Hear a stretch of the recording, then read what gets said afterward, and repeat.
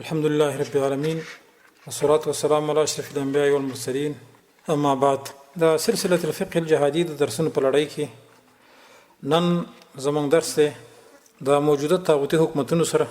چې په سر کې د پاکستان مرتد حکومت واقع دی د دې د قتال دلایل مخکې درس کې الحمدلله اسباب د ردت او د کفر غډیرو خو موږ یو ډیر ذکر کړو چې په ډیر شو وجه باندې دا ملکونه کافر دي هر کله چې دوی کافر او مرتد وګرځیدل نو د دوی سره د قتال دلایل بعضې خلک هغه د دې نه ډډه کوي چې دوی خو کلمه ویله یو شک خلکو ته دا پیدا کیږي چې آیا دا کافر دي د اوسني حکومتونه که مرتد دي دوستانو موږ ته مرتد په دې وجه باندې وایو چې موجوده حکومتونه د اسلام دعوه کوي دوی دا وایي چې موږ مسلمانانی کلمې وایي نو سره د کلمې ویلو نه دوی ډیر نواقص صادر شوي دي د دې نواقصو د وجه نه دوی مرتد ګرځېدلي دي اسلام یې پرېښی دی ځکه ته موږ مرتد وایو او که کافر شي هم نو کافر محارب کافر دی لهذا په یو صورت کې د دوی سره جنگ کول منې نه دي بلکې په دواړو صورتونو کې دوی واجب القتل دي او جهاد ورسره فرض عین دي نو دې وجه نه دوستانو د موجوده حکومتونو چې هغه مرتد دي او کافر دي د قتال دلایل ډیر دي موږ مختصرا یو څو ذکر کوو دې دپاره چې د بعضو ملګرو ذهن پې الله خلاص کړي اگر که بعضې د بلعام پر کټي او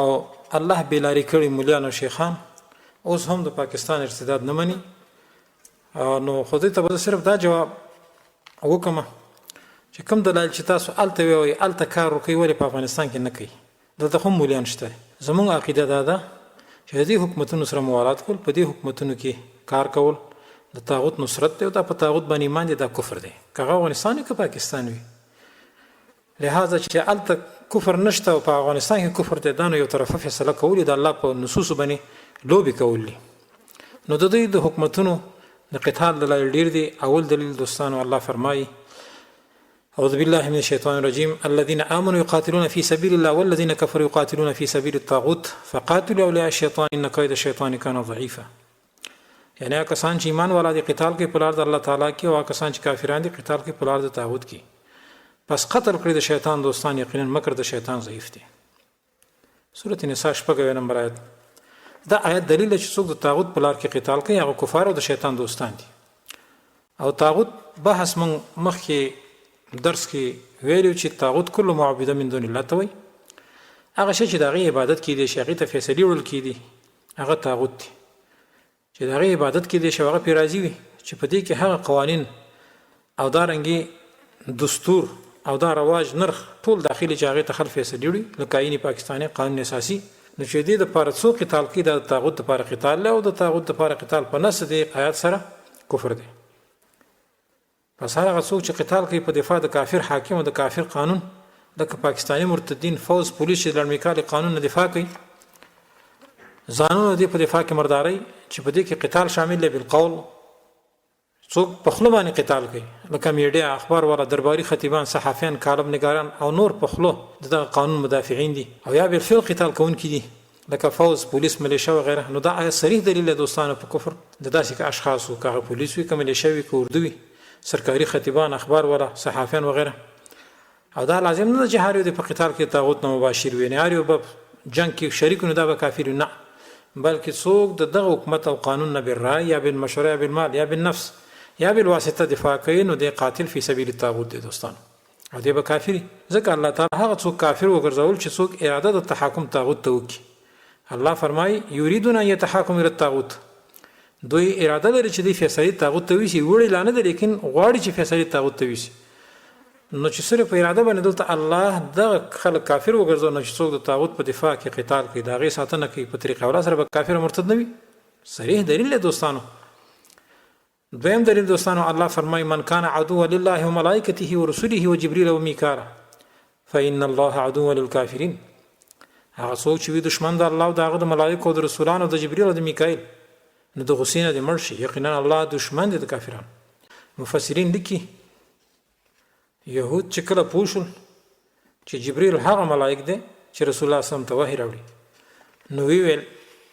چې جبریل عذاب راوړي او زموږ مشران یې هلاک کړي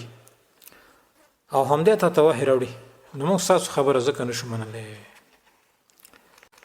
ځکه جبرئیل زموږ دشمن دی. نو الله سبحانه وتعالی دا آیت نازل کو چې کله یو رسول سره یا د یو ملائک سره دښمنی وکړه نو گویا د ټولو رسولانو او ملائک سره دښمنی وکړه. او هغه چا چې د رسولانو او ملائک سره دښمنی وکړه گویا د الله سره دښمنی وکړه او چې د الله سره دښمنی وکړه نو هغه د کافرانو نه دی. تفسیر ابن کثیر دا ذکر کړی ده. و د دې آیت په تقاضا باندې دوستانو د دین نور لوی دښمنی د الله او دغه د رسول او د هغه د دین سره به کوم وی ټول احکام د شریعت دغه مرتد حکومت د پاکستان یا بل طاغوتی حکومت پرې کړي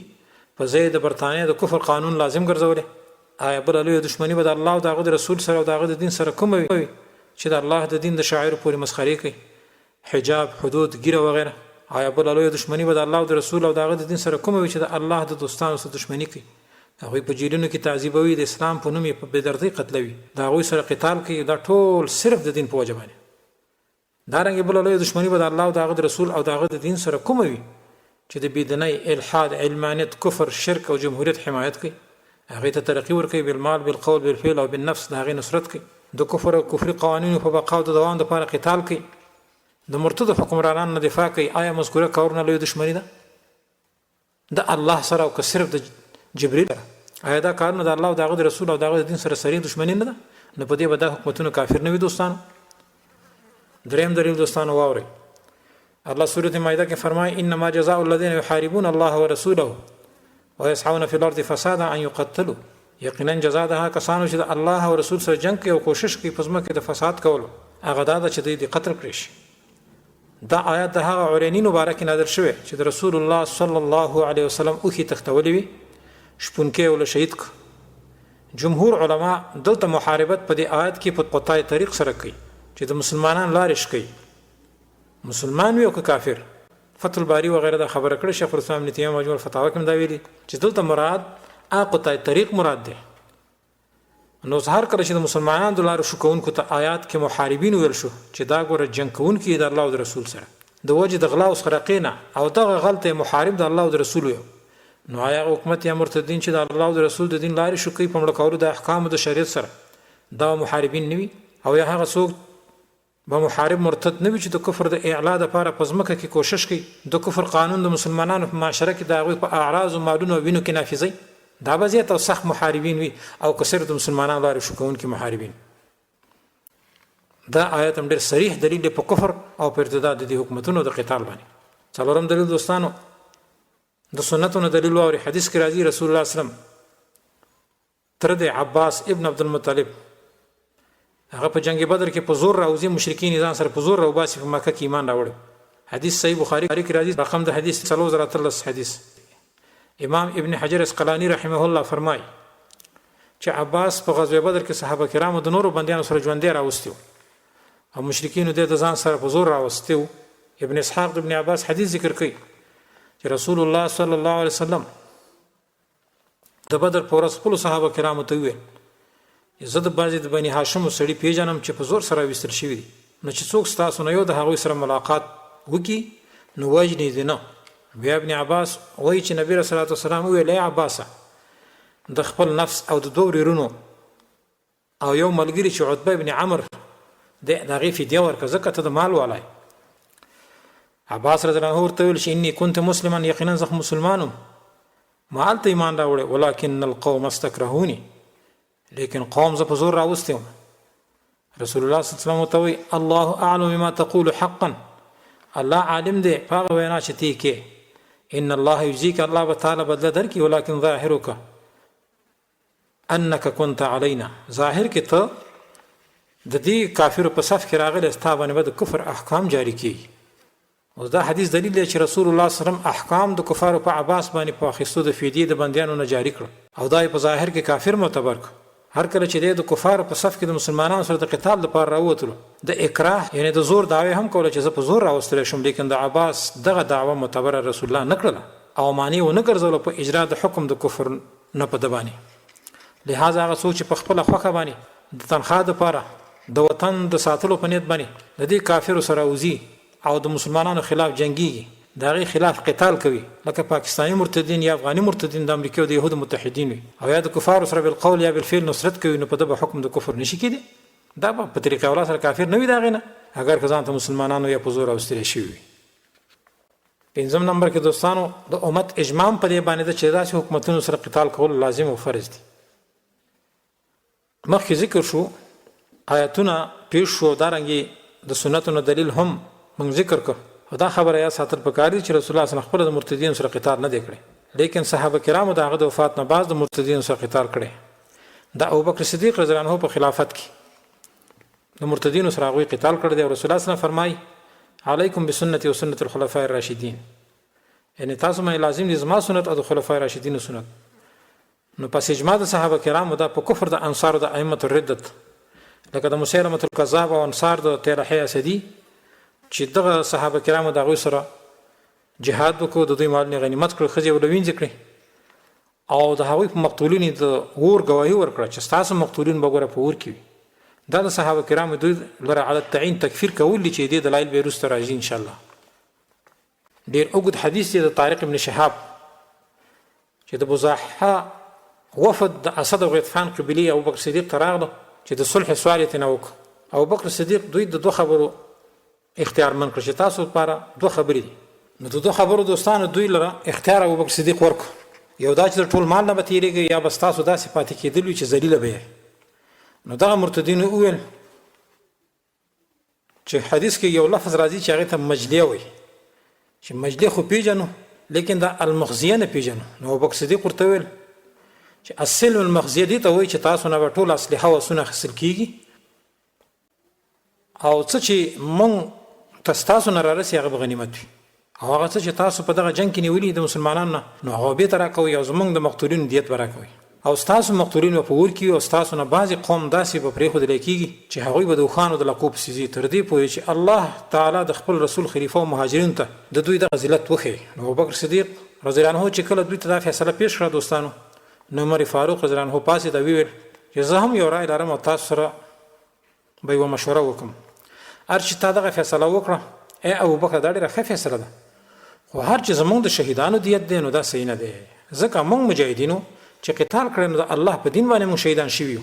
چې اجر په الله دی، الله موږ ته اجر راکوي چې دا غي دیت موږ نه غواړو.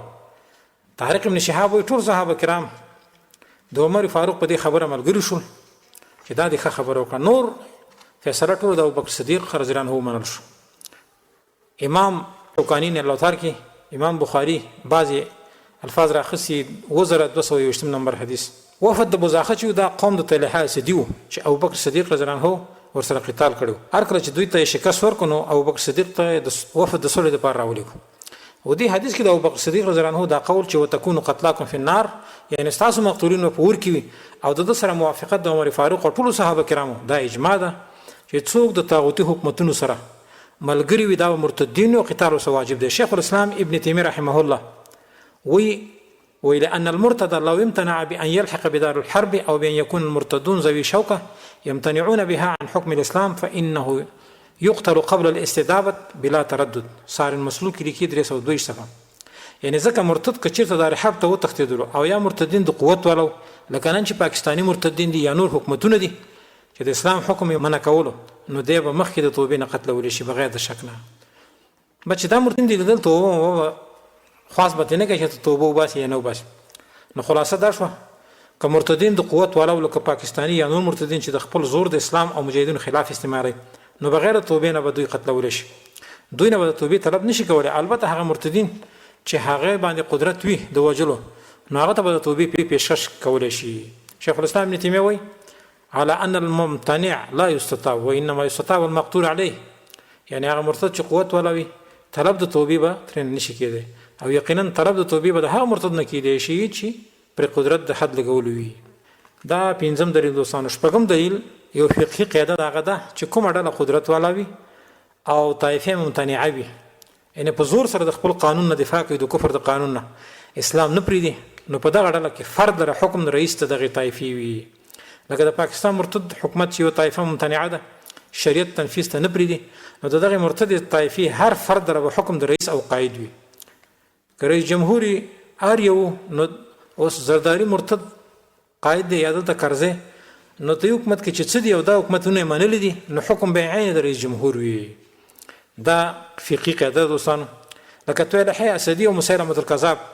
دا دواړه د مرتدینو مشرو. نو هر شخص باندې ابوبکر صدیق او نور صحابه کرامو د ارتداد حکم ولګولو.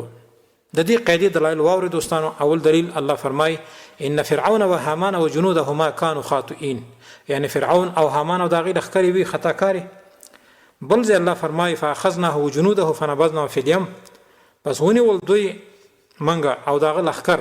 پس غټان کړ په دریاب کې. وګوره څنګه شو اخري انجام د ظالمان. بل ځای کې الله فرمای وجعلناهم ائمه يدعون الى النار ويوم القيامه لا ينصرون، یعنی وګرځول موږ دوی امامان د کفر چې دعوت کول ور طرف ته او په ورځ د قیامت کې به دوی سره مدد ونه کړي. دي آیتونو کې د اتباع حکم چې هغه جنودهما دي د خپل متبوعینو چې فرعون او هامان دي یو شان الله ذکر کړو، برابر ذکر کړ په ګناه کې چې کانوا خاطئین. خاطئین دواړو ته ویلي او په وعید کې هم یو ذکر کړ چې ما کانوا يحذرون، او په عذاب دنیوي کې هم یو ذکر کړ. الله فرمایي فنبذناه في اليم، ګوره ټول یو ځای په دریاب کې ومنډل. او عذاب اخروی کې هم یو ځای تابع او مطبوع ذکر شو او یوم القیامت هم لا ينصرون، او ټول بیا په یو ځای ذکر شي ائمه يدعون الى النار. نو دې آیتونو کې د تابع او مطبوع فرق نه کړی شو، بلکې تابع د مطبوع په جرم او فساد کې شریک او مستحق وګرځولو. ځکه مطبوع چې کوم فساد او جرم کوي په دغه جنود سره کوي. اوس چې د دې خبيثانو حکومتونو سره دا فوز نه، دا پولیس نه، دا رنجر نه، د حکومت په چا کوي چې د مطبوع په تابعداري سره کوي. همدارنګه دې زمانه کې فوز د هر ظالم او مرتد حاکم چې دغه په امر سکی نو دې هم ظالم او مرتد دی. سنتونه دلیل دې خبره واوره چې لاندې فرد در حکم رئیس ته طایفي وي.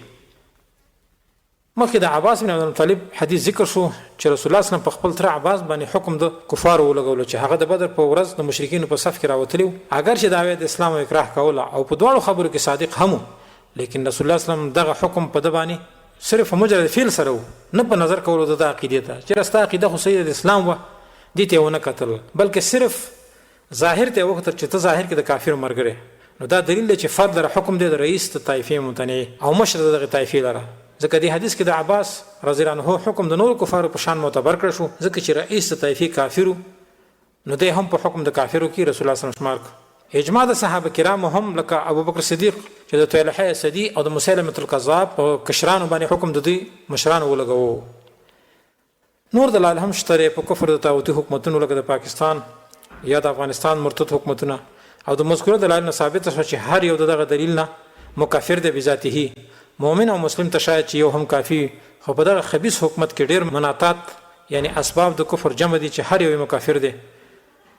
یو دا چې موالات دغه کفر حکومت د امریکا او نور کفار سره چې دا بذات خود مکافر دی.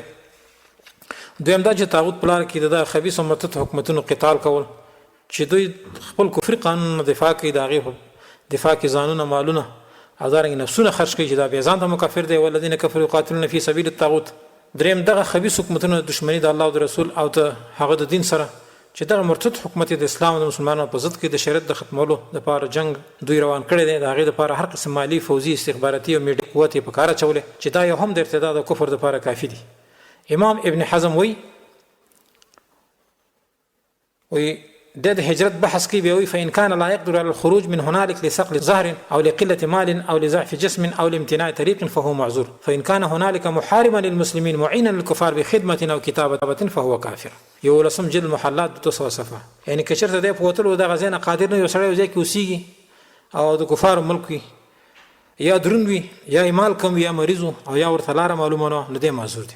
او که چېرته دغه دارالکفر کې د مسلمانانو سره جنګ کوونکی او د کفارو سره خدمت او یا ماموریت کول نو دی کافر دی. معلومه شوه چې د داسې حکومتونو سره ماموریت او هر قسم خدمت د ابن حزم په قول کافر دی. لہذا دوستانو دا حکومتونه په دغه دلایلو سره کافر او د دوی سره قتال کول فرض عین دي. او چونکه د پاکستان حکومت ډیر اغلظ او شد مرتد دی د دې د ارتداد وجه و ان شاء الله به ذکر د ارتداد د سخوالي وجه چې نورم ډیر مرتدین او کفار شته او د پاکستان د ارتداد او د اشد او د اغلظوالي وجه ډیر دي. دا به ان شاء الله به ذکر کو. الله دې موږ تاسو ته په عمل کو توفیق راکړي. هذا واخر دعوانا ان الحمد لله رب العالمين وصلى الله تعالى على خير خلقه محمد وآله